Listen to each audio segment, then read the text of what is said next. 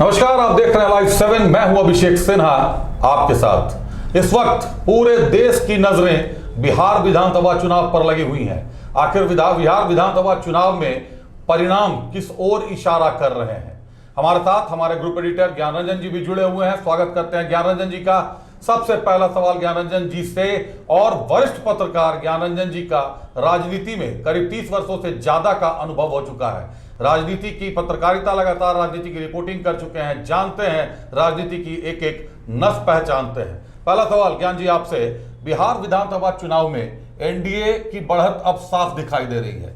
दोपहर के मेरी घड़ी में करीब करीब 1 बजने जा रहे हैं और 150 सीट से ऊपर एनडीए बढ़त पर दिखाई दे रही है। आपको क्या लगता है कि वोट चोरी के जो आरोप विपक्ष ने लगाए थे, जो आरोप लगाए गए थे, वोट चोरी किया जा रहा है एनडीए की तरफ से, और रोजगार के वादे थे, 1 करोड़ से ज्यादा रोजगार के वादे को जो किए गए थे जनता से बिहार के, क्या बिहार की जनता ने उसको खारिज कर दिया और बिहार की जनता ने शराबबंदी को माना कि ये शराबबंदी उनके लिए बेहतर है, जो माताओं बहनों के लिए जो सम्मान योजना शुरू हुई उसको बेहतर माना?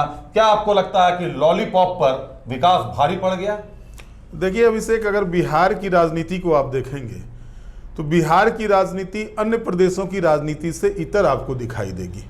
चुनाव परिणाम भी इस ओर इशारा कर रहा है। अब इशारा क्या कर रहा है मैं उसको स्पष्ट कर देता हूं। बिहार में अगर आप गौर करेंगे तो 20 वर्षों से एक 1.5 साल को अगर छोड़ दिया जाए जीतन राम मांझी के कार्यकाल को, तो नीतीश कुमार की सरकार है। 2005 से लेकर के ये 2025 का चुनाव हो रहा है। और इस दरमियान अगर आप देखें तो नीतीश कुमार ने एक नीति बना करके, एक रणनीति बना करके सरकार में आने से पहले जो वायदे किए थे लोगों से, उस वायदों पर खड़ा उतरने का काम किया। वायदे क्या थे? आपको याद होगा 7 संकल्प काफी चर्चित हुआ था पूरे देश की राजनीति में। जी बिल्कुल। और उस समय 7 संकल्प जो नीतीश कुमार के थे, इसके बाद ये भी ताल ठोका गया था कि नीतीश, अगर प्रधानमंत्री मोदी को अगर कोई चुनौती दे सकता है तो वो देश में नीतीश कुमार हैं। लेकिन लोगों की जो सोच थी, या कहें विरोधी दलों की जो सोच थी, उसको नीतीश कुमार ने फिर धत्ता बताया, क्योंकि नीतीश विकास की राजनीति करते हैं और उनको लगा कि विकास भारतीय जनता पार्टी के साथ में रह के ही वो कर सकते हैं। और भारतीय जनता पार्टी चूंकि देश में सबसे बड़ी राजनीतिक पार्टी है, तो उसका साथ रहेगा तो देश का भी विकास होगा, और जब देश का विकास होगा तो बिहार का विकास होगा। जाहिर है, विकास के पैमाने को अगर नापना हो तो आप किसी भी स्टेट में जाएं पैरामीटर लेकर के, तो पिछले 20 वर्षों का जो नीतीश कुमार का कार्यकाल है, उस पैरामीटर में सबसे ऊपर आपको दिखाई देगा। एक बाढ़ से पीड़ित राज्य, एक बीमारू राज्य, जहां पर कि लोग पलायन करते थे रोजगार के लिए, जहां खेती होती थी लेकिन उस तरह की नहीं जो पंजाब और हरियाणा के बारे में कहा जाता था, लेकिन नीतीश कुमार ने उसको करके दिखाया कि बाढ़ की विभीषिका को ये रोकना बहुत मुश्किल, क्योंकि ये प्राकृतिक आपदा होती है, आप भी जानते हैं। लेकिन इसके बावजूद जिस तरह से लोगों के बीच जो बाढ़ के मुआवजे की राशि होती थी, वो नेताओं के लिए श्रृंगार होता था, उस श्रृंगार को नीतीश कुमार ने पूरी तरह से बंद किया। वो श्रृंगार उन्होंने बिहार की जनता को दिया। जाहिर है बिहार की जनता ने भी इसको समझा। अब आप गौर कीजिएगा कि मैं बाढ़ की बात इसलिए कर रहा हूं कि मिथिलांचल का प्रदेश हो या फिर सीमांचल का प्रदेश हो, वहां पर कोसी की विभीषिका किसी से छिपी हुई नहीं है। कोसी क्यों, मतलब लोग कहते थे ये कहर बरपाती है, जब भी आती है कहर बरपाती है। जाहिर है विकास के बिहार के विकास में कहीं न कहीं बाढ़ प्रभावित एरिया का जो हमेशा हर वर्ष जो वहां पर त्राहिमाम वहां के लोग करते थे, उसको हालांकि वो अभी तक इस तरह से सक्सेस नहीं हुआ है। कह सकते हैं कि आप बिहार में बाढ़ की विभीषिका को रोक दिया गया, लेकिन एक चीज हुआ कि लोगों के बीच जो एक होता था कि भाई हम बाढ़ में डूबे, हमारे बाढ़ के कारण से हमारी अर्थव्यवस्था खत्म हो गई, हमारी आर्थिक स्थिति चौपट हो गई है, उसको नीतीश ने समझा। और जो लूट की चीजें होती थी, उन लूट की चीजों को नीतीश ने जनता की चीज बना करके रखा। जाहिर है जनता ने भी इसको समझा। अब आपने जो सवाल किया कि जो लॉलीपॉप दिए गए, 3.25 करोड़ परिवार हैं बिहार में। 3.25 करोड़ परिवार में तेजस्वी यादव या इंडिया गठबंधन ने ये घोषणा पत्र में कहा था कि हम हर परिवार से एक एक व्यक्ति को नौकरी देंगे। माई बहन योजना के तहत 2,500 रुपया हर 18 साल से लेकर 50 साल की महिलाओं को हम 2,500 रुपया प्रति वर्ष देंगे, जो मैया सम्मान योजना झारखंड में भी चल रहा है, आप देख रहे हैं इसको। लगा इनको कि भाई ये चीज़ करेंगे तो हमको फायदा होगा, लेकिन अब आप समझिए ना कि अगर कपिल देव के सामने में आप किसी और को रख दें कि भाई वो ऑलराउंडर कपिल देव से बड़ा हो सकता है, तो नीतीश कुमार एक ऐसा ऑलराउंडर है जिसके सामने कोई और ऑलराउंडर टिक नहीं सकता है। जी। और नीतीश कुमार ने वही किया। 10,000 रुपये उन्होंने आर्थिक सहायता के रूप में हर महिलाओं के खाते में भेजा चुनाव के पहले, ये कहते हुए कि 10,000 रुपये से वो कोई व्यवसाय शुरू करें। हालांकि ये व्यवसाय नहीं था, ये राजनीतिक भाषा में व्यवसाय हो सकता है, लेकिन अगर इसको इस रूप में देखें कि चुनाव से 2 महीने पहले, और वो भी दुर्गा पूजा और छठ दिवाली का समय हो, और बिहार में छठ सबसे बड़ा महापर्व है और छठ में सबको खर्च होता है, अगर हर महिलाओं के खाते में 10,000 रुपया आता है तो जाहिर है कि वो महिला जो है नीतीश का गुणगान करेंगी। और जो हमने देखा कि लगातार महिलाओं की जो संख्याएं बढ़ती गई, मतदान के दौरान जो महिला जनसंख्या उमड़ी, जिस तरीके से महिलाओं का जनसैलाब उमड़ा, कहीं ना कहीं इसी रुझान की तरफ इशारा कर रहा था, कि परिणाम की तरफ इशारा कर रहा था। बिल्कुल 5% ज्यादा वोटिंग महिलाओं की हुई है, 72% महिलाओं की वोटिंग हुई है और 67% पुरुषों की वोटिंग हुई है बिहार में जी। और आप इसी से अनुमान लगा सकते हैं। दूसरी बात, नीतीश ने बिहार का नब्ज पकड़ा। नब्ज ये पकड़ा कि बिहार में अगर आप देखेंगे तो पुरुषवादी जो सोच थी वो हावी था। नीतीश ने अपने दूसरे शासनकाल में, पहले शासनकाल में तो जंगल राज का जो एक बना हुआ था, औरा बना हुआ था बिहार के बारे में, बिहार में जंगल राज है, कानून व्यवस्था को सुदृढ़ किया। दूसरे कार्यकाल में 2010 के कार्यकाल में नीतीश कुमार ने सबसे ज्यादा अगर किसी को लाभ दिया तो वो वहां की आधी आबादी। पंचायत चुनाव में 50% आरक्षण देने वाला पहला राज्य बना बिहार। और इसके बाद आप और देखें, शिक्षकों की नियुक्ति भी 2.25 लाख शिक्षकों की नियुक्ति हुई थी, नियोजित शिक्षकों की, उसमें 50% महिलाओं को आरक्षण दिया। हर घर में अगर आप गौर करेंगे, अभिषेक बिहार में आप भी हैं, बिहार से हैं, आप जानते हैं बिहार की चीजों को, वहां पर आपको हर घर में दिखाई देगी कोई ना कोई महिला जो है सो शिक्षिका बनी हुई है। इससे फायदा क्या होता है? अगर आधी आबादी सुदृढ़ होती है तो समाज को एक नहीं 2 सुदृढ़ता मिलती है, एक परिवार की सुदृढ़ता और एक समाज में विकास की सुदृढ़ता। नीतीश ने इसको साबित किया। अब दहेज प्रथा जो कलंक बना हुआ था, बिहार में लड़के घूम रहे हैं, लड़कियां नहीं मिलती हैं जी। और ये अगर कह रहा हूं तो लोगों का हास्यास्पद लगेगा। मैं जानता हूं स्थिति ये है कि बिहार में लड़के जो है शादी के लिए मुंह चियारते रहते हैं, चियारना शब्द बिहार का ही है, बिहार का ही शब्द है ना। और लड़कियां जो है सो शान से निकलती हैं। बच्चियों के बीच साइकिल का वितरण, अभी आप देखिए कि हायर एजुकेशन के लिए नीतीश कुमार 4 लाख रुपये हर बच्चियों को दे रहे हैं जी। किसी स्टेट में नहीं है ये चीज कि 4 लाख रुपये आप +2 कीजिए, आप इंजीनियरिंग कर रहे हो, डॉक्टरी कर रहे हो, वकालत पढ़ रहे हो, आप पॉलिटेक्निक कर रहे हो, 4 लाख रुपये उस बच्चियों के खाते में चला जाता है। इसके बाद मैट्रिक से लेकर के पोस्ट ग्रेजुएट तक सारी खर्चे के पढ़ाई का खर्चा जो है तो नीतीश कुमार खुद उठाते हैं। ये अभी चुनाव के पहले का नहीं है, ये पूर्व से चला आ रहा है जी।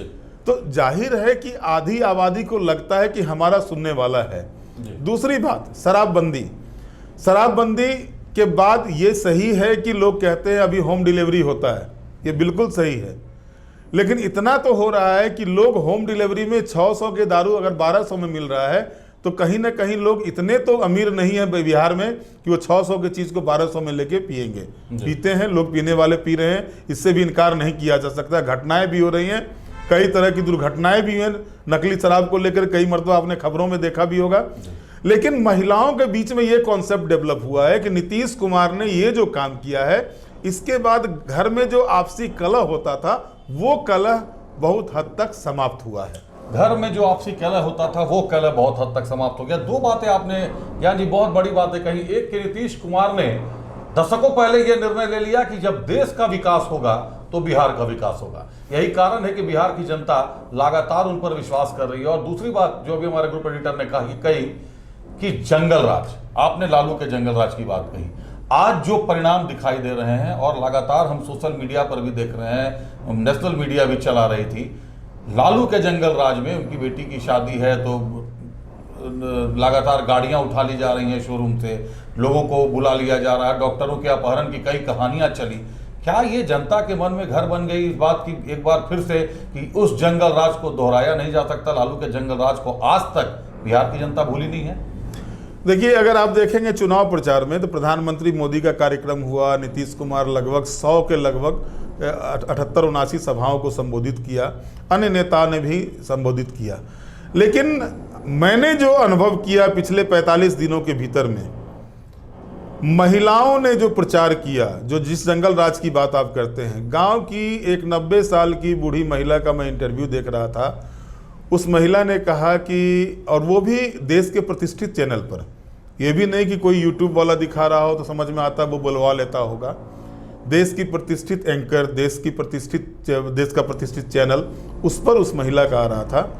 वो महिला कहती है कि हम कैसे उस चीज़ को भूल सकते हैं कि रात में हम छत पर जग के रहते थे और दिन में घर में सोते थे, नींद नहीं आती थी। जंगल राज का ये आलम था। 40 लाशें पेड़ पर टांग दी गई थी। IAS अधिकारी चंपा विश्वास की पत्नी के साथ लगातार 2 वर्षों तक बलात्कार होता है और बलात्कार करने वाले हेमलता यादव का पुत्र, और वो बाद में जाकर के छूट जाता है ये कहते हुए कि प्रेम प्रसंग था। एक मिस पटना जो बनी थी, अभी उनकी मौत भी काफी सुर्खियों में है। प्रशांत किशोर ने भी उस मुद्दे को उठाया। उनकी भी जो डेड बॉडी थी, दोनों लोगों की, उनकी और एक लड़के की डेड बॉडी, डॉक्टर के बेटे थे वो, दोनों की डेड बॉडी भी बरामद हुई थी सुभाष यादव के पार्किंग से। बिल्कुल, तो वो शिल्पी हत्याकांड जो था। शिल्पी हत्याकांड, जी। तो आप गौर करें कि 2005 के पहले बिहार में 6 बजे के बाद सन्नाटा रहता था जी। और आज मेरीन ड्राइव बनता हो, बिहार में मेरीन ड्राइव के नाम से सड़क का ये होता, और वहाँ पर लोग जो है सो व्यवसाय कर रहे हैं। आप अगर YouTube में खोल के देखेंगे तो आपको कई तरह के व्यंजन आपको दिखाई देंगे जो बिहार के प्रसिद्ध व्यंजन है, चाहे वो चंपारण मटन के नाम से हो या लिट्टी चोखा के नाम से हो। ये व्यंजन आपको मेरीन ड्राइव पर दिखाई देंगे। गंगा में जाकर के गंगा आरती का प्रचलन, गंगा में जाके बोटिंग का प्रचलन, गंगा में छठ घाट पर जहाँ कुछ कूड़े कचरे का अंबार लगता था, वहाँ पर बिल्कुल घर में आंगन में जिस तरह से लोग नीप करके पूजा करती हैं, उस तरह का दृश्य बनता हो। मेट्रो अगर पटना में आ गया हो, और इसके बाद केंद्र सरकार ने भी सहयोग किया, दरभंगा में एयरपोर्ट हुआ, पूर्णिया में एयरपोर्ट हुआ, और कई जगहों पर एयरपोर्ट बनाने की बातें हो रही है। वंदे भारत ट्रेन, ठीक है, लोग ये कहते हैं वंदे भारत तो बड़े लोगों के लिए है, लेकिन सच्चाई क्या अभिषेक, अगर आप देखेंगे तो आज अगर मोदी जी ने 2014 में ये कहा था कि हवाई चप्पल पहनने वाला भी फ्लाइट में चलेगा, तो अब लोग ये कहते हैं क्या फ्लाइट में जाओगे यार, वहाँ तो मजदूर भी फ्लाइट में चलता है। अगर ये बातें आती है जी, तो जाहिर तौर पर बिहार की जनता जितनी परिपक्व है, जितनी समझदार है, वो बिहार के बड़े बड़े नेताओं को नचाना भी जानती है। और उसने जो है सो 50 से नीचे ला करके तेजस्वी को ये बताया है बिहार की जनता ने, बेटा अभी राजनीति सीखो, तुम्हारे चाचा अभी जिंदा है राजनीति करने के लिए, वो राजनीति कर रहे हैं, और तुम्हारे बाप ने जो कुकर्म किया है वो तुमको सजा देने के लिए अभी भी कम है। और ये चीज़ मैं इसलिए कह रहा हूँ, मैं भी उस समय बिहार में था, बिहार में TNV कॉलेज में पढ़ता था उस समय में, और उस जगह की स्थिति को मैं बखूबी जान रहा हूँ। हालांकि मैं ग्रेजुएशन निकल गया था, लालू जब सरकार में आए हुए थे, 91-90 में सरकार में आए थे, उसमें ग्रेजुएशन कर लिया था। लेकिन स्थिति क्या थी? स्थिति ये थी कि अगर हम लोग TNV कॉलेज कैंपस से बाहर निकलते थे तो 7 बजे के पहले हम लोग कैंपस के अंदर घुस जाते थे। डर रहता था, भय रहता था। लेकिन उस भय को तो खत्म किया। आज बिहार की लड़कियां जो सो अकेले कहीं भी सफर कर रही हैं, कोई परेशानी नहीं होती है। उसके माता पिता बोलते हैं ठीक है जाओ, तुम पटना जा रही है एग्जाम देने, पटना एग्जाम देने जाओ, भागलपुर जा रही है भागलपुर जाओ, मुजफ्फर जा रही है मुजफ्फरपुर जाओ। तो ये एक जो कॉन्सेप्ट डेवलप हुआ है, ये कॉन्सेप्ट है। लोगों में जो निडरता आई। अब आप कहिएगा कमजोरी क्या थी? नीतीश कुमार की कमजोरी ये थी, या यूं कहें कि पूरे देश के शासक वर्गों की कमजोरी ये है कि रोजगार नहीं हो पा रहा है।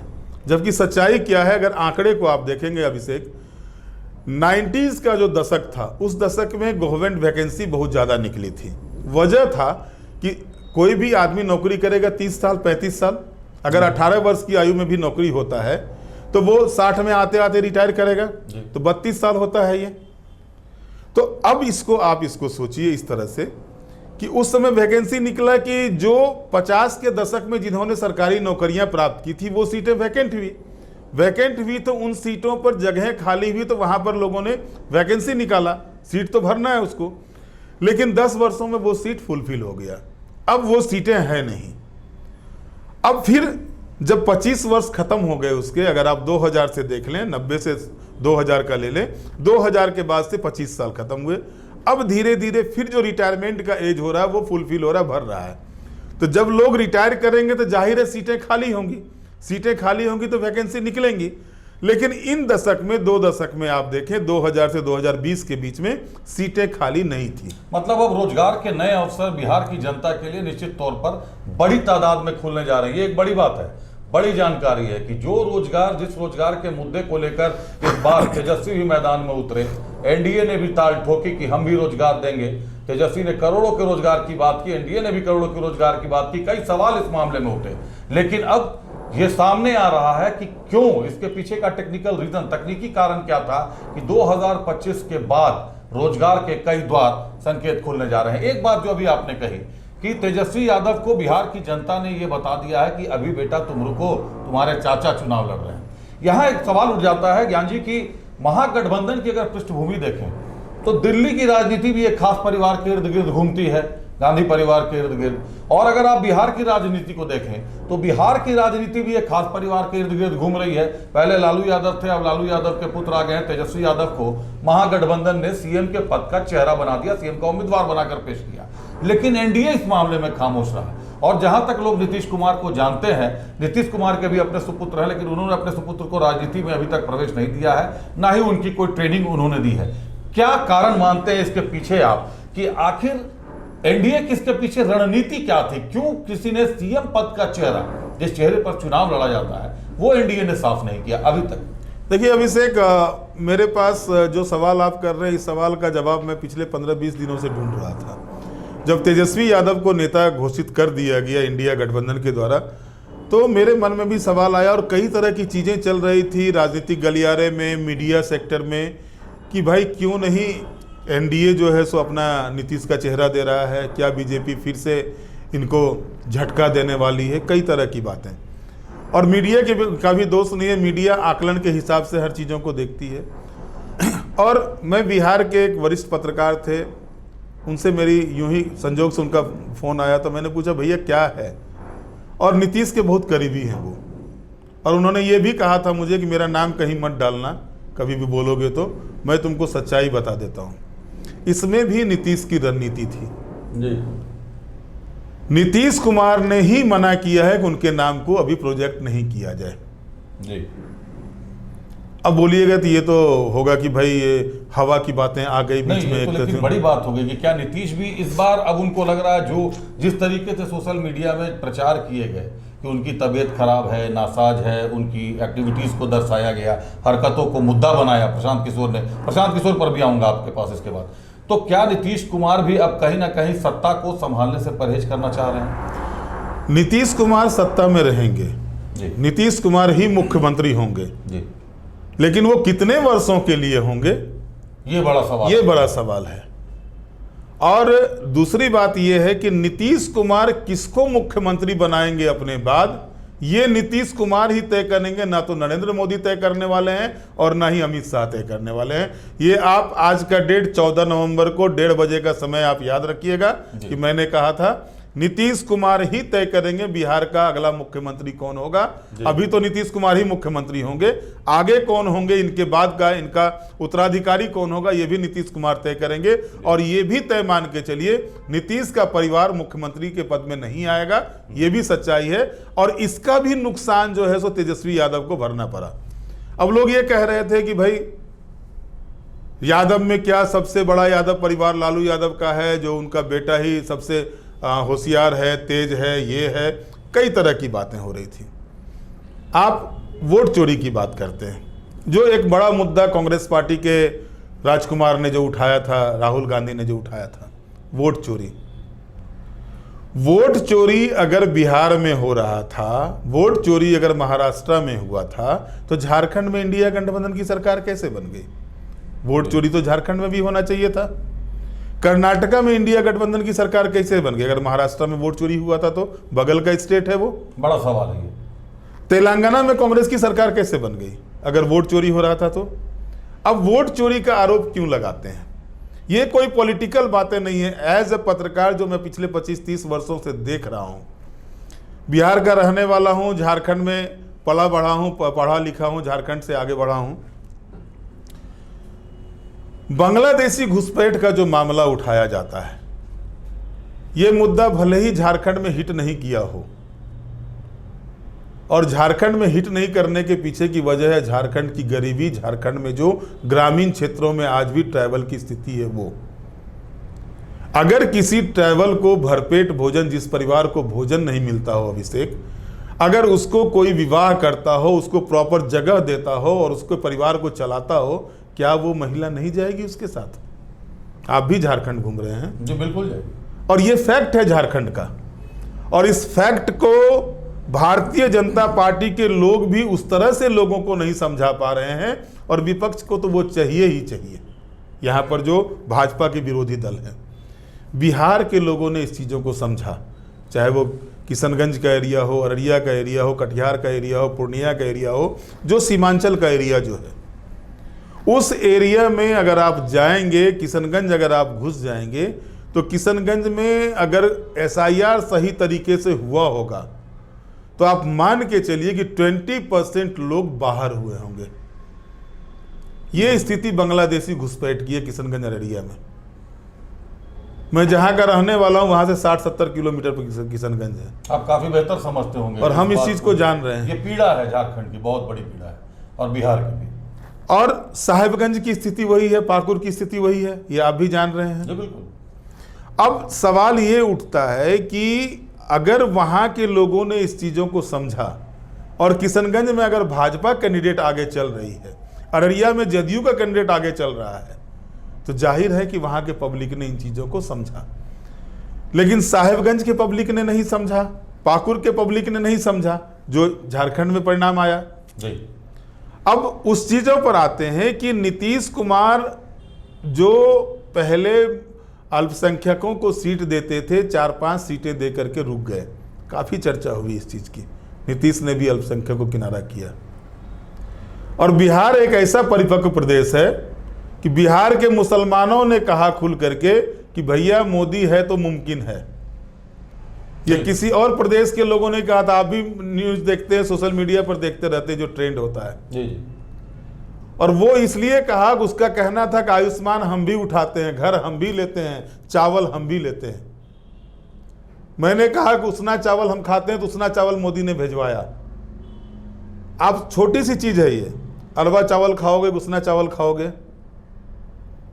तो भाई बिहार झारखंड के लोग उसना चावल खाते हैं, वहीं यूपी के लोग अरवा चावल खाते हैं, बगल का प्रदेश है। तो यहाँ के लोगों ने कहा हम लोग अरवा चावल हम लोग नहीं खाते हैं, गैस होता है। तो बोला नहीं, गैस नहीं चढ़ने देंगे, उसना भेज देंगे तुम लोगों को। तो मोदी ये चीज है, वो हर उस चीजों को पकड़ता है, वो जानता है कि कहाँ पर नब्ज है पब्लिक का, जनता की नब्ज कहाँ है। जो बातें आपने कही, आपने भी परिपक्वता की भी बात कही। अभी जो चुनाव के परिणाम दिखाई दे रहे हैं, ताजा जो परिणाम बता रहे हैं मुझे, बीजेपी करीब 90 सीटों पर आगे चल रही है, जदयू 79 से 80 सीटों पर है, और लोजपा जो है रामविलास पाटिल के पुत्र चिराग पासवान की जो पार्टी है, वो भी करीब 20 सीटों पर आगे चल रही है, जबकि आरजेडी जैसी पार्टी सिमट कर 30 सीटों पर आती दिखाई दे रही है। दोपहर के 1:00 हो चुके, और अब आप और मैं और कई पत्रकार ये समझते हैं कि ये जो चुनाव परिणाम है, इसमें बहुत ज़्यादा फेरबदल अब आने वाले समय में देखने को नहीं मिलते हैं। करीब करीब ये स्टेबल हो जाता है। सारे एग्जिट पोल ने भी यही दावे किए थे अभी कुछ दिन पहले। अभी हमारे ग्रुप एडिटर ने एक बड़ी अच्छी बात कही, मुझे एक छोटा सा किस्सा याद आ गया। साहेबगंज और पाकुड़ की आपने बात की। मैं साहेबगंज और मधुपुर के बीच में विधानसभा चुनाव के दौरान मैं जब जनता के मत ले रहा था, तो वहाँ एक महिला आई थी, और वहाँ पर यही बांग्लादेशी मुद्दे भाजपा ने उठाए थे, बीजेपी के लोगों ने उठाए, उनके भी कई लोग थे, जेएमएम के भी लोग थे, कांग्रेस के भी लोग थे। आप ज्ञान जी यकीन नहीं करेंगे, वो महिला सामने आई और उसने बोला कि मैंने बांग्लादेशी से शादी की है, मैंने की है शादी बांग्लादेशी से, मुझको खाना कौन देगा, और मैं किसी से शादी करूं, मैं किसी के साथ जाना चाहूं, आप मुझको कैसे रोक लेंगे? आप उनका वोटर आईडी खोज के दिखाइए, निकाल कर दिखाइए, सब कुछ उनका अब यहाँ का है। और ये ऑन स्क्रीन है, जहाँ इसके पूर्व में मैं था तो वहाँ पर ऑन स्क्रीन भी उन्होंने ये बातें कही थी। तो और ये बड़ा मामला हो जाता है कि आखिर ये परिपक्वता, जो बात हम जिस बात कर रहे हैं, परिपक्वता आएगी कैसे जब पेट में भूख रहेगी, तो परिपक्वता का कि आप सोच भी कैसे रख सकते हैं, विचार भी कैसे ला सकते हैं।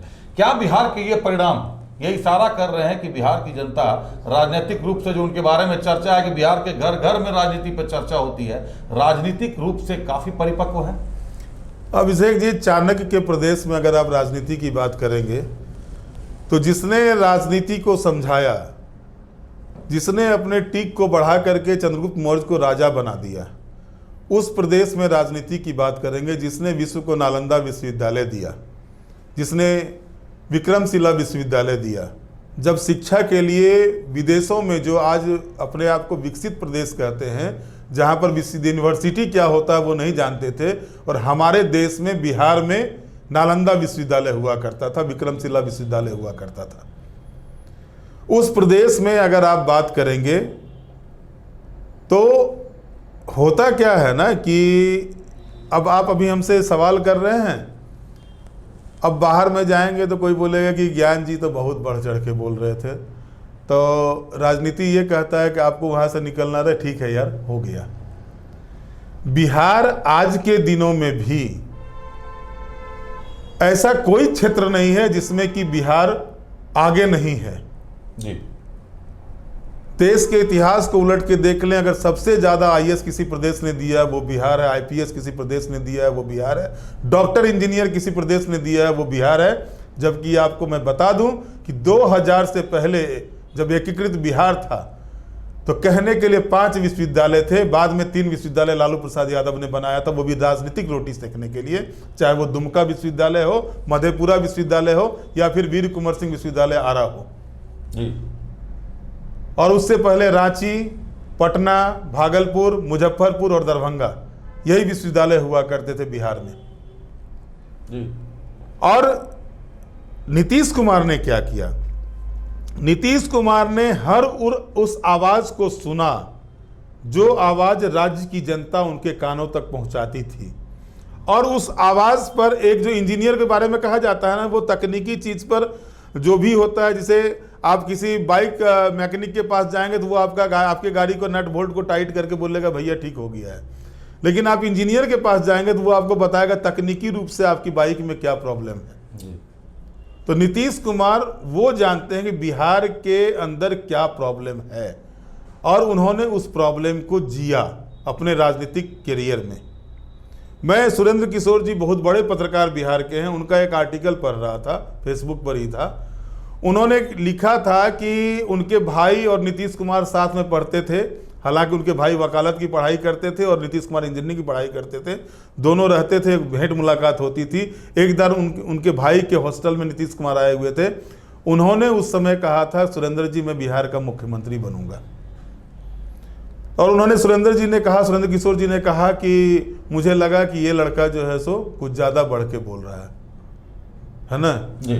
और जिस दिन वो बना और उसके बाद जब मुलाकात हुई तो मैं सिर्फ मुस्कुरा के रह गया, और वो व्यक्ति जो है सो आंखों ही आंखों मुझे हर वो चीज कह दिया जो मतलब एक परिपक्व नेता जो होते हैं, जो एक अपने स्टैंडर्ड को जीते हैं राजनीति में, उस स्टैंडर्ड को उन्होंने करके दिखाया। जो दावा किया था उन्होंने वो साबित कर दिया। और अंतर क्या है? सभी जेपी आंदोलन की उपज है, चाहे वो नीतीश कुमार हो, लालू प्रसाद यादव हो, शिवानंद तिवारी हो, सुशील मोदी एक्सपायर कर गए, सुशील मोदी हो, जितने भी अभी के समय के जो बिहार के राजनीति के चमकते सितारे हैं, जिनके नाम पर बिहार की राजनीति होती है, सभी जेपी आंदोलन के हैं। लेकिन अगर आप उसमें गौर करेंगे तो जेपी आंदोलन के उपज में एक होता है ना कि dark side of the day and light side of the day. जब सूर्यास्त होता है तो अंधेरा होता है, सूर्योदय होता है तो चमकता है, दिन चमकता है। तो चेहरा चमका लालू यादव का 1990 के दशक में चंद्रशेखर जी के कारण से। रामसुंदर दास उस समय मुख्यमंत्री पद के सबसे बड़े दावेदार थे, लेकिन उनको किनारे करके लालू यादव को मुख्यमंत्री चंद्रशेखर जी ने बनाया था। लेकिन चंद्रशेखर जी को भी ये आलम नहीं हुआ होगा कि हम जिसको ला रहे हैं वो आदमी जो है सो जंगल राज में बिहार को झोंक देगा, क्योंकि चंद्रशेखर का इतिहास आप भी जानते हैं जी कि वो व्यक्ति कभी झुका नहीं था राजनीति में। आजाद शत्रु उनको बोला जाता है देश की राजनीति का। उस आजाद शत्रु से बिहार के लिए एक बड़ी भूल हुई थी लालू के रूप में। लेकिन उसी आजाद शत्रु के साथ काम करने वाले नीतीश कुमार ने उस भूल को सुधारा और आज इस स्थिति में बिहार को ला दिया है कि बिहार शान से कहता है हाँ मैं बिहारी हूं। शान से बिहार कहता है कि हाँ मैं बिहारी हूं। वक्त की भी पाबंदी है, फिर भी ज्ञान जी से एक सवाल तो बनता है। भारतीय जनता पार्टी भी एक राष्ट्रीय पार्टी है, कांग्रेस भी राष्ट्रीय पार्टी है। बिहार के परिणाम जो भी आपने बिहार की जनता की परिपक्वता बताई, बिहार की चुनौतियां तो विश्वव्यापी हैं। देश भर में बिहार की चुनौतियों पर चर्चा होती है कि मजदूर चाहिए तो बिहार से बुला लो, बिहार जाना है तो डर लगता है। बिहार ने विकास की एक नई लकीर खींच दी है, खींच कर दिखा दी है। देश भर में ज्यादातर जगहों पर जो IAS IPS पोस्टेड होते हैं, ये चर्चा है, लोग भी जानते हैं, ब्यूरोक्रेसी भी इस बात को मानती है कि वो बिहार से पढ़कर बड़े होते हैं। अभी जो वर्तमान में हालात दिख रहे हैं, बिहार के जो चुनाव परिणाम आ रहे हैं, जो रुझान बता रहे हैं, 90 से 91 सीटों पर 199 सीट, अब अपडेट कर दीजिए, 199। हाँ। यहाँ पर बीजेपी भी जदयू के साथ कंधे से कंधा मिलाकर बढ़ रही है। 90-91 सीटों पर बीजेपी है, 81 सीटों पर जदयू है, कंधे से कंधा मिला हुआ है। जदयू एक क्षेत्रीय पार्टी है, भाजपा एक राष्ट्रीय पार्टी है। वही कैलकुलेशन आप ठीक उलट कर देख लें तो आरजेडी और कांग्रेस का है। कांग्रेस भी राष्ट्रीय पार्टी है, आरजेडी वहां पर क्षेत्रीय पार्टी है। आरजेडी 30 के 31 के आसपास में है, कांग्रेस सिमट कर 4 पर आ गई है। 2 सवाल आपसे एक साथ पूछूंगा। एक, कांग्रेस को आखिर आप देश की राजनीति में अब कहां देख रहे हैं? और दूसरा कि बिहार की राजनीति में एक बहुत बड़ा भूचाल आया था, मीडिया ने हीरो बना दिया जिसको, और जो मीडिया से लड़ कर हीरो बने, मीडिया वालों को नीचा दिखाना, उनको ऐसा लगता था प्रशांत किशोर को कि अगर किसी एंकर को खराब बोल दिया, किसी पत्रकार को खराब बोल दिया, कहीं ना कहीं अनंत सिंह की जुबान अलग थी, प्रशांत किशोर की जुबान जरा पॉलिश थी, लेकिन दोनों का निशाना मीडिया वाले ही बनते रहे। प्रशांत किशोर को यह माना जाता था कि थिंक टैंक हैं, बीजेपी के मोदी जी के साथ काम किए, नीतीश कुमार की सारी नब्ज जानते हैं। आखिर आज प्रशांत किशोर क्या बिहार में जो झारखंड में जयराम थे वही हैसियत बनाकर रख लेंगे, एक आध सीट भी निकाल पाएंगे, या प्रशांत किशोर कोई बड़ा फेरबदल करेंगे? प्रशांत किशोर के चुनाव लड़ने से सीधा फायदा किसको होता दिखाई दे रहा? देखिए, अब प्रशांत किशोर मैटर नहीं हमको दिखाई देते हैं, अब मैटर भी नहीं रहे वो। मेरे हिसाब से जो मैंने राजनीतिक पत्रकारिता की है, प्रशांत किशोर, एक होता है ना कि गुरु शिष्य के बारे में कहा जाता है, गुरु चेला चीनी, ये एक कहावत हम लोग के यहाँ चलता है, गुरु गुरु ही रहेगा, चेला चीनी हो जाएगा। तो आज भी कहा जाता है कि डायबिटिक पेशेंट थोड़ा सा गुड़ खा सकता है, चीनी नहीं खा सकता है। तो नीतीश कुमार गुड़ हैं, गुरु है ना जी, गुड़ नहीं गुड़ हैं, गुड़ है कि उसको सब कोई खा सकते हैं, लेकिन चीनी को सब कोई नहीं खा सकता है, चीनी में जहर भी होता है जी। और बिहार की जनता ने पकड़ा कि ये आदमी जो है ये किसी का नहीं है, ये सिर्फ एक प्रोपेगेंडा तैयार करके बिहार की जनता को मैं शिक्षित हूं, मैं ही कर सकता हूं। भैया नीतीश कुमार इंजीनियर है, इलेक्ट्रॉनिक इंजीनियर है जी। उसने पटना इंजीनियरिंग कॉलेज से इंजीनियरिंग की है। जिस समय कि लोग पटना इंजीनियरिंग कॉलेज में एडमिशन करने के लिए ललचाते थे, हो जाए मेरा एडमिशन किसी तरह से। एकीकृत बिहार में अभिषेक जी मैं बताऊं, मैं भी पढ़ता था उस समय स्टूडेंट लाइफ में, BIT सिंदरी और पटना इंजीनियरिंग कॉलेज में जिसका एडमिशन होता था वो अपने आप को IITian से कम नहीं समझता था जी। और वो दोनों इंजीनियरिंग कॉलेज का वो रुतबा था पूरे देश के अंदर में, बिल्कुल, कि यहां से निकला व्यक्ति बेरोजगार नहीं रह सकता है। और उसको जो है सो आप बता रहे हैं कि मैंने उनको जो है चुनाव में कैसे लड़ा जाता है, चुनाव लड़ने का सिखाया, मैंने ये किया। भैया ऐसा नहीं होता है। नीतीश कुमार सही मायने के राजनीतिज्ञ हैं, परिपक्व राजनीतिज्ञ हैं। नीतीश कुमार को आपने तो स्पष्ट कह दिया कि गुरु गुड़ हो गया है, नीतीश जी एक गुड़ के रूप में स्वीकृत हैं, लोग स्वीकार कर चुके हैं, और प्रशांत किशोर चीनी बनकर रह गए। जितनी बड़ी बड़ी बातें उन्होंने कही, लेकिन एक संदेश तो तय है ज्ञान जी कि राजनीतिक दलों को अब IT एक्सपर्ट और सलाहकार रखने से पहले सोचना पड़ेगा कि ऐसा ना हो कि जिसको आप सलाहकार रख रहे हैं आपकी सारी नब्जों को लेकर कमजोर। यहाँ एक बात कहेंगे अभिषेक जी, बिल्कुल। आप भी गाड़ी से कहीं निकलते हैं जी, गूगल मैप पे आप देखते हैं कि हमको फलाने जगह जाना है, जी, पता चलता है आपको कि आप घूम रहे हैं, गोल गोल घूम रहे हैं, गोल गोल घूम रहे हैं, पुल से नीचे भी गिर गए हैं, है ना, ठीक है, दुर्घटना भी हुई है। जी जी। तो प्रशांत किशोर वही गूगल मैप है, जो गोल गोल घूमते रहेंगे और वो गोल गोल घूमेंगे, गोल गोल घुमाते रहेंगे, वो गूगल मैप बने हुए हैं। और यहाँ जो है सो पूरा रास्ता नापा हुआ है नीतीश कुमार के बिहार का। उनको पता है कि अगला कदम बाढ़ में जाएगा, कोसी की नदी में जाएगा, कि पिछला कदम मेरा गंडक में गिरेगा, वो उनको पता है। लेकिन प्रशांत किशोर को ये पता नहीं है। पदयात्रा निकाल करके वो चंपारण से गांधी जी बनने के लिए निकले थे, जी। लेकिन गांधी गांधी ही रह जाएगा, गांधी कोई और दूसरा नहीं बन सकता है देश में, ये तो स्पष्ट संदेश चला गया है ना। और ये चीज बता दिया कि बिहार की जनता विकास चाहती है और विकास के साथ है। नीतीश का 200 के आंकड़े तक पहुंचना, नीतीश गठबंधन का, इस बात को बताता है कि बिहार की जनता के आज भी अगर कोई दुल्हा हैं तो वो नीतीश कुमार ही हैं। वहां पर मोदी का जादू भले चले, मोदी निश्चित है, मोदी प्रधानमंत्री हैं और स्वीकार्य हैं लोगों के बीच में, प्रधानमंत्री के रूप में स्वीकार हैं, लेकिन बिहार में जी नीतीश कुमार है। सीटें भले नीतीश कुमार की पार्टी को 80 हो, भाजपा को 90 हो, अब तक का जो रुझान है। और सबसे अच्छा अभिषेक, कांग्रेस पर आप क्या कहना बताएंगे उसको भी। सबसे अच्छा मुझे लगा एलजेपी का जी, उसकी चर्चा अगर ना करें, जी रामविलास पासवान ने जिस विरासत को छोड़ा था जी, और एक एक्टर जो मुंबई गया था अपनी कैरियर को चमकाने के लिए, और वहां जिस तरह से वो एक्टर फ्लॉप हुआ था, उसके बाद कहा जा रहा था बड़े बाप का बेटा है, ये क्या करेगा। लेकिन उस बेटे ने दिखा दिया कि आपको विश्वास नहीं होगा अभिषेक, अपनी माँ को तो प्यार करते ही है, लेकिन रामविलास जी की जो पहली पत्नी है उसको वो ज्यादा प्यार करता है, चिराग पासवान। आप वीडियो देख रहे होंगे छठ का, उनकी बड़ी माँ छठ करती हैं जी, जो सौतेली माँ है। जी जी, सौतेली तो बोल भी अब नहीं सकते हैं सर, बड़ी माँ बोलते हैं। बिल्कुल, बड़ी माँ ही वो कहते हैं। और वो लड़का जो है सो अपनी माँ को छोड़ करके उनके साथ छठ में कदुआ भात से लेकर के दूसरे अरग तक उनके साथ बैठा रहा, उनका पैर दबाता रहा। ये संस्कार, और मोदी जी ने हाजीपुर की सभा में उसके इस संस्कार की चर्चा भी की थी। अगर प्रधानमंत्री किसी लड़के के संस्कार की चर्चा करते हैं तो जाहिर है कि उसमें कुछ गुण होगा, और रामविलास जी गुणी व्यक्ति थे। रामविलास जी के बारे में कहा जाता था वो धनिया पत्ता है, हर सब्जी में उनको डालना ही डालना है जी, है ना। और जब भी सरकार बनी, लेकिन अपने हिसाब से उन्होंने सरकार में रहा भी तो अपने हिसाब से रहा। लेकिन अब आते हैं हम लोग जिस चीज को आ रहे थे, कांग्रेस पार्टी, आपने एक चर्चा छेड़ दी थी। राहुल को अभी बड़ी पाठशाला की आवश्यकता है, मुझे लगता है सर।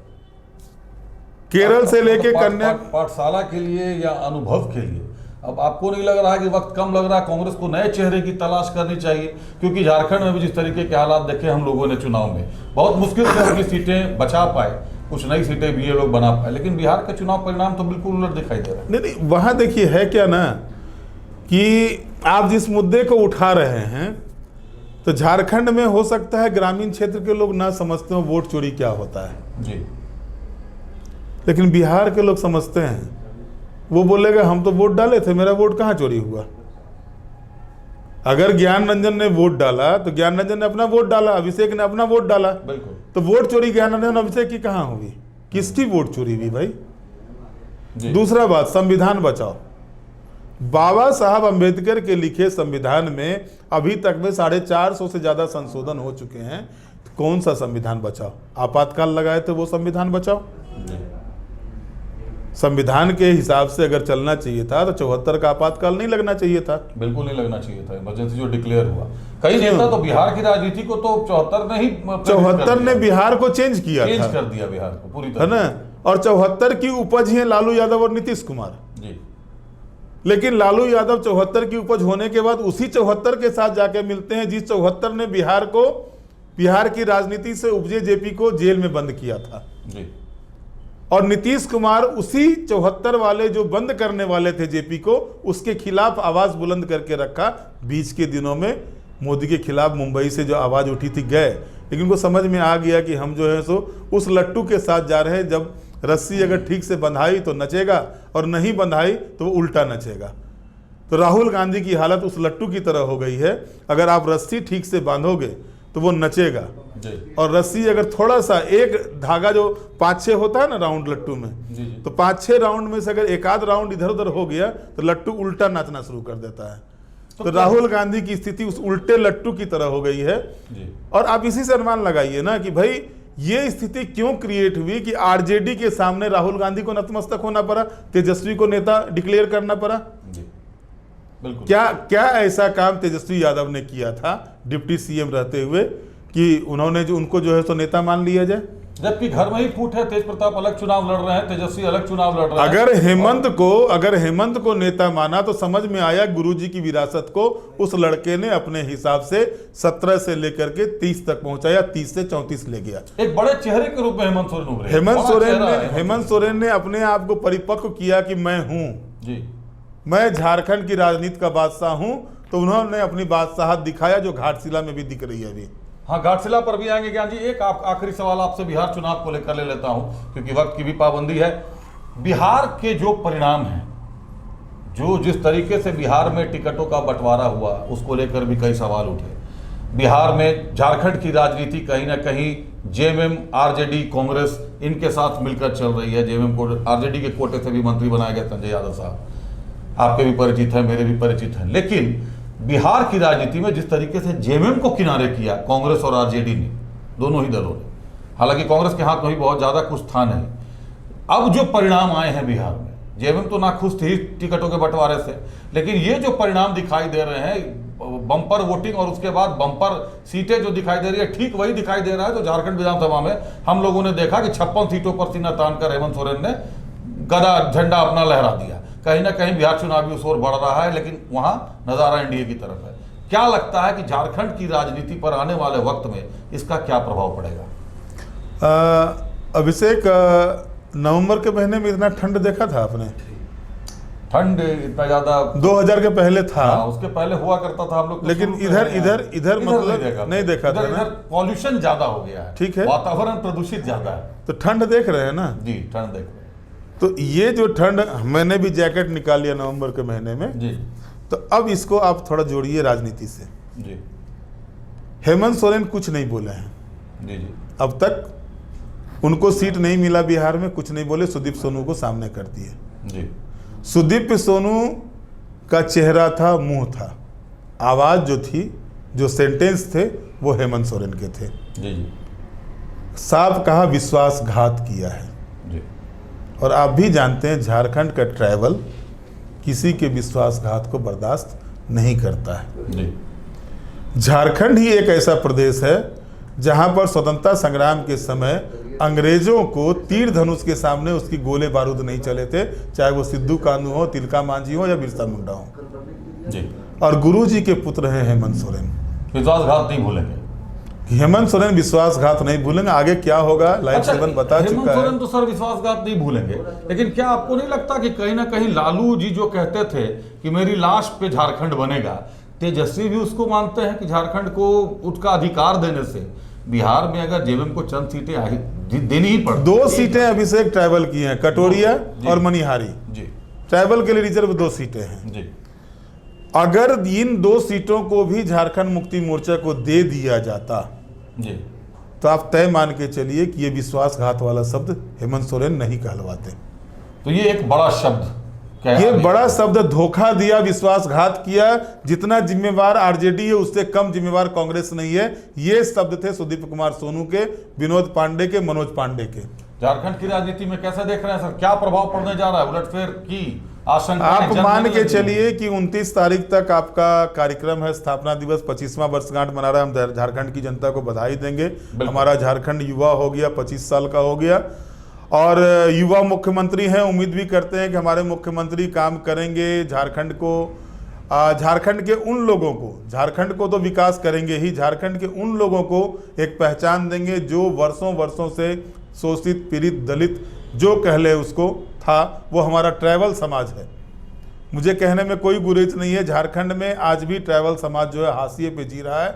उनको एक युवा मुख्यमंत्री और उनकी पत्नी जो अच्छी सोच लेकर के आगे बढ़ रही हैं, वो भी काम करेंगी और आगे भी एक जो अलग गुरुजी का जो सपना था, मैं गुरुजी को इसलिए बोलता हूं अभिषेक कि गुरुजी के बारे में जो भी बातें कहे कि कोयला घोटाले मामले में फंसे थे, तो सांसद रिश्वत कांड में फंसे थे, लेकिन मैं गुरुजी को वो जानता हूं कि गुरुजी ये कहते थे, अगर आप मिलने जाते ना, खाना खाया रे, जो एक झारखंडी शब्द होता है, जी जी, साग भात खाएगा, मुर्गा उर्गा टंगड़ी नहीं खिलाएंगे, साग भात खाओगे, बैठ। आप अगर बोल दिए ना, तो जैसे एक पिता बोलता है चुपचाप बैठ के खाओ जो मिल रहा है, वो गुरुजी का लैंग्वेज होता था। रूपी सोरेन जो उनकी पत्नी हैं, वो आपको लगेगा नहीं कि आप उनके पुत्र नहीं है, इस तरह से बात करती थी। और ये मैं कोई उनकी बड़ाई के लिए या सत्ता में हेमंत सोरेन इसलिए मैं कह रहा हूँ, मैं उसको देखा हूँ, मैंने कई मर्तबा देखा है। जब मैं रांची एक्सप्रेस में था, उनके जो मालिक थे अजय मारू, उन्होंने मुझे कहा था इंटरव्यू करने के लिए, और उन्होंने मुझे वो अपने बारी का लाल साग और भात खिलाया था, दाल भी नहीं था उसके साथ, और कैसे खाया जाता था ये भी बताया था, लाल भाल साग कैसे खाते हैं। ये गुरुजी थे। गुरुजी के साथ जो लोग रहे, उनको जो भी किया हो, आप समझिए ना कि जो व्यक्ति जीवन में कभी मदिरा को हाथ नहीं लगाया ट्रैवल होते हुए, जिनका जीवन ये था, तो उन्हीं के पुत्र हैं, कुछ तो अंश रहेगा और ये व्यक्ति करेगा। तो मतलब साफ संदेश है कि आपने जिस तरीके से महागठबंधन ने जेएमएम को दरकिनार किया बिहार में, बिहार के चुनाव में, अभी स्थापना दिवस के अवसर पर अभी आपने जो बधाई दी दर्शकों को, हमने भी बधाई दी, हम भी, मेरी तरफ से भी दर्शकों को बधाई हो। हमारा झारखंड आज 25 वर्ष का हो चुका है और कहीं ना कहीं मंत्रालय में फेरबदल के भी साफ संकेत नजर आ सकते हैं निकट भविष्य में, क्योंकि बिहार चुनाव के परिणाम ये बता रहे हैं कि सीटों के बंटवारे में और निर्णय लेने में शायद कहीं कोई गलती हो गई है, कोई चूक हो गई है। इस बात को परिणाम दिखेगा, परिणाम दिखेगा। और लाइव 7 ने आज से एक सप्ताह पहले 2 तारीख को ही इस बात की घोषणा कर दी थी, और कुछ हमारे मित्र जो हैं सो उसको लेकर के मेरे ऊपर नोटिस वोटिस भी डाले हैं। अच्छा, है ना, कुछ मित्र डाले हैं, तो मैं उस मित्र का स्वागत करता हूं, उनकी नोटिस का स्वागत करता हूं। 30 साल की पत्रकारिता में कितने नोटिस देखे। अब जो नोटिस मेरे ऊपर डाले हैं मैं देख लूँगा, भैया आपकी नोटिस में कितना दम है, आप जहाँ जा सकते हैं, क्योंकि मैंने आज तक अपने जीवन में वो पत्रकारिता नहीं की है कि जिसमें हल्ला मचाना हो और झूठी चीज़ों को फैलाना हो, और ना मैं किया हूँ ना करूँगा। लेकिन उस मित्र को मैं इतना भी बता दूं कि स्थापना दिवस को उनको भी शुभकामनाएं। वो मंत्री बने रहें, लेकिन अपने बरबोलेपन के कारण से वो मंत्री नहीं रहेंगे, ये मैं आज फिर कह दे रहा हूँ। और इसके बाद लाइव 7 कुछ और करेगा, और उसमें आप भी मेरे सहयोगी रहेंगे उस कार्य में भी। और उनको अगर लगता है कि मंत्री बन जाने के बाद हम जो है सो वही चाबुक चलाएंगे जो मेरा हाथ कहेगा, और उस चाबुक से मैं किसी के भी पीठ को फाड़ सकता हूँ, सीने को छलनी कर सकता हूँ, तो भैया ऐसा है कि पत्रकारिता के इस 2.5-3 दशक में ऐसा कोई चाबुक नहीं बना है जो ज्ञान रंजन को अपने निश्चय से डगा सके। मैं उसको भी देख लूँगा, लेकिन इतना मान के चलिए कि हेमंत सोरेन भी उसी निश्चय वाले आदमी हैं। विश्वासी बनो तो मेरे साथ रहो, विश्वासघात करोगे तो मैं तुम्हारा कोई नहीं लगता हूं। फिर वो यही बात कहेंगे, ये रिश्ता क्या कहलाता है, ये रिश्ता क्या कहलाता है। बिहार चुनाव के परिणाम किस ओर इशारा करेंगे, झारखंड की राजनीति पर क्या प्रभाव पड़ेगा, आने वाले समय में पिक्चर साफ हो जाएगी। एक चीज को लेकर बहुत हंगामा मचा था कि अभी जब स्थापना दिवस के अवसर पर स्वागत समिति बनी थी विभिन्न मंत्रियों के नेतृत्व में, तो राधाकृष्ण किशोर और संजय यादव का नाम उस लिस्ट से गायब था। क्या ये कोई इशारा है, ये आने वाले समय में बताएगा। लेकिन फिलहाल जहां तक बात रही बिहार विधानसभा चुनावों की, तो भारी बढ़त में दिखाई दे रही है एनडीए इस वक्त। नहीं, आप बोल सकते हैं अभिषेक, मान के चलिए एनडीए की सरकार बन रही है। हमारे ग्रुप एडिटर हैं ज्ञान रंजन जी, बहुत धन्यवाद। ज्ञान रंजन जी, आपका साफ कर दिया उन्होंने कि आप बोल सकते हैं कि बिहार में एनडीए की सरकार, सुशासन की सरकार एक बार फिर से आ रही है। बिहार की जनता ने लालू के जंगल राज को तेजस्वी के चेहरे से भुलाने से इनकार कर दिया। लॉलीपॉप पर विकास भारी पड़ गया, क्योंकि काम दिखाई देता है। और ये झारखंड की जनता के लिए भी, झारखंड की राजनीति के लिए भी बहुत बड़ा संकेत है कि सत्ता में जो लोग हैं, काम तो करना पड़ेगा, क्योंकि एंटी इनकम्बेंसी बहुत बड़ी चीज होती है। सत्ता में रहते हुए उससे जूझना, उससे पार पाना, और उसके बाद एक बार फिर से भारी भरकम सीटों के साथ वापस आना, जो हेमंत सोरेन ने करके दिखाया था, ये बहुत बड़ी उपलब्धि मानी जाती है किसी भी चुनाव के लिए। फिलहाल दीजिए हमें इजाजत, मिलते हैं थोड़ी देर के बाद आपसे घाटशिला के चुनावों पर करेंगे बात अपने ग्रुप एडिटर ज्ञान रंजन जी से। तब तक के लिए कीजिए इंतजार, हमें दीजिए थोड़ी देर के लिए थोड़ा ब्रेक, एक छोटा सा ब्रेक दे दीजिए। धन्यवाद।